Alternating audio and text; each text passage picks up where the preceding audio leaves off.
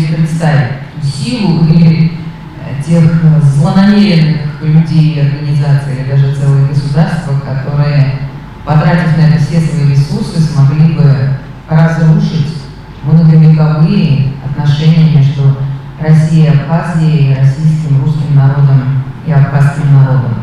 Столько вместе прожито, столько крови пролито, столько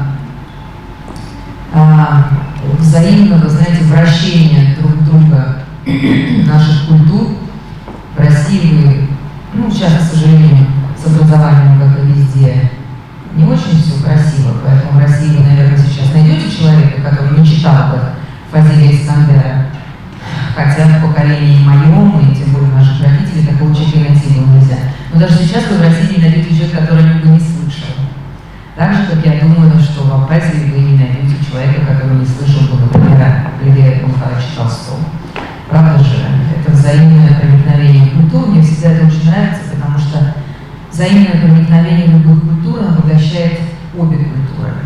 А когда это еще полито кровью, и на полях Великой Отечественной, и потом, к сожалению, и сейчас, ваши ребята, ваши бойцы сейчас сражаются там, где мы все вместе сражаемся за правду, за справедливость и против нацизма, который вдруг неожиданно опять поднял голову. И я думаю, что не застанет человечество Божьей помощью